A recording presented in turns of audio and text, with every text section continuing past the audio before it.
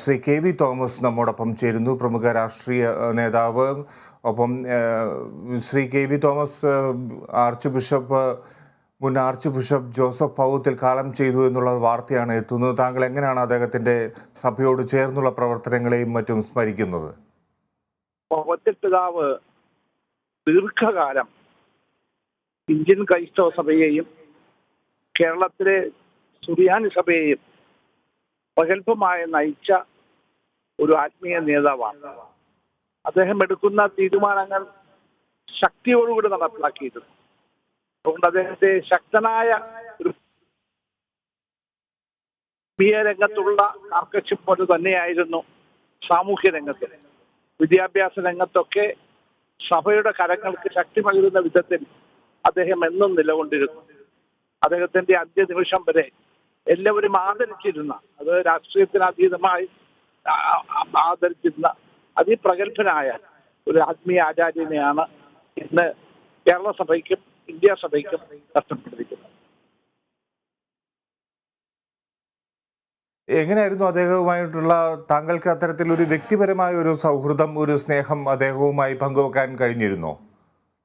എന്നൊക്കെ ചങ്ങനാശ്ശേരി അടുത്ത 2 മാസത്തിന് മുമ്പ് ഞാൻ ചങ്ങനാശ്ശേരി അതിരൂപതയിൽ പോയിരുന്നു. അവിടെ വെച്ചെന്ന പൗത്ര പിതാവിനെ കണ്ടു. പരന്തോട്ടം പിതാവ് ഇപ്പൊ നയിക്കുന്ന പരന്തോട്ടം പിതാവിനുമാർ കണ്ടിരുന്നു. അദ്ദേഹം റിട്ടയർ ചെയ്തതിനു ശേഷം സഭയുടെ മറ്റു കാര്യങ്ങളിൽ നേരിട്ട് ഇടപെടാറില്ലെങ്കിലും അദ്ദേഹത്തിന്റെ ഉപദേശം സഭ എന്നും സ്വീകരിച്ചിരുന്നു. അദ്ദേഹത്തിന് വളരെ കൃത്യമായ ഒരു മാർഗദർശനം നൽകുന്ന ഒരാളായിരുന്നു. രാഷ്ട്രീയ കാര്യത്തിൽ അദ്ദേഹത്തിന് വ്യക്തതയുണ്ട്. അദ്ദേഹത്തെ എന്നും കണ്ടിരുന്നത് ഒരു വ്യക്തതയുള്ള, കർക്കശക്കാരൻ എന്ന് പറയാമെങ്കിലും അത് എടുക്കുന്ന തീരുമാനങ്ങൾ ഉറച്ചു നിൽക്കുന്ന ഒരു പുരോഹിതനായിരുന്നു. ഇപ്പോൾ അദ്ദേഹത്തിന്റെ ഒരു നഷ്ടം നമുക്കറിയാം. KCBCയിലും ഒക്കെ അദ്ദേഹം ആഗോള കത്തോലിക്ക സഭയുമായി ബന്ധപ്പെട്ട വളരെ ശക്തമായ പ്രവർത്തനങ്ങളിൽ അദ്ദേഹം ഏർപ്പെട്ടിരിക്കുന്നു. അദ്ദേഹത്തിന്റെ ഒരു നഷ്ടം, അദ്ദേഹത്തിന്റെ ഒരു വിയോഗമുണ്ടാക്കുന്ന നഷ്ടം എത്രത്തോളമുണ്ട്? നേതൃത്വ പാഠവരംഗത്ത് അദ്ദേഹം മാതൃകയാണ്.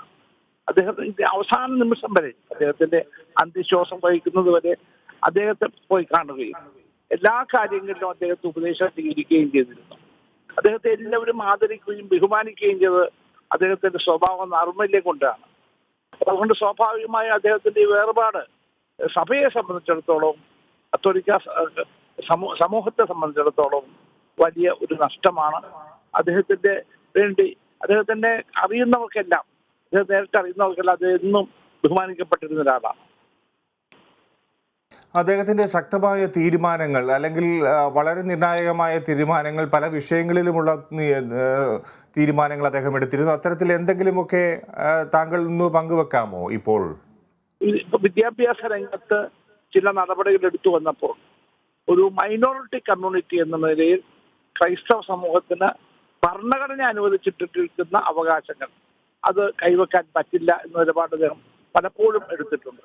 പല സന്ദർഭങ്ങളിൽ അദ്ദേഹത്തെ ഭരണത്തിലുള്ള ഒരാളെന്ന നിലയിലും പുറത്തു നിന്നിരുന്ന രാഷ്ട്രീയ പ്രവർത്തകൻ ഞാൻ പോയി കണ്ടിട്ടുണ്ട്. പക്ഷെ അദ്ദേഹത്തെ പറയുന്ന കാര്യങ്ങളിൽ വ്യക്തതയുണ്ട്. അദ്ദേഹം ക്രൈസ്തവ സമൂഹം ഒരു മൈനോറിറ്റി കമ്മ്യൂണിറ്റിയാണ്. അതിന് ഉള്ള ചില അവകാശങ്ങൾ ഭരണഘടന നൽകിയിട്ടുണ്ട്, അത് എടുത്തു കളയാൻ പറ്റില്ല എന്ന് പലപ്പോഴും നമ്മൾ പരിഷ്കാരങ്ങളും ഞങ്ങളൊക്കെ പറയാറുണ്ട്. ഇതിനുവേണ്ടി പരിഷ്കാരങ്ങൾ വരികയില്ലേ, മാറ്റങ്ങൾ വരികയില്ലേ. ഞാൻ മാറ്റങ്ങൾക്കെതിരല്ല, പക്ഷെ ക്രൈസ്തവ സമൂഹത്തിനുള്ള മൗലികമായ അവകാശങ്ങൾ ബലിയർപ്പിക്കാൻ ഞാൻ തയ്യാറല്ല എന്ന് അദ്ദേഹം പറയാറുണ്ട്. ശിവമലബാർ സഭയിൽ ഇപ്പോ കുർബാന അർപ്പിക്കുന്ന കാര്യത്തിൽ അദ്ദേഹം അത് മദ്ബഹയിലേക്ക് നോക്കി കുർബാന അർപ്പിക്കണമെന്ന ആ ഒരു സമീപനത്തോട് വളരെ കർക്കശമായ നിലപാട് എടുത്തിരുന്നത്.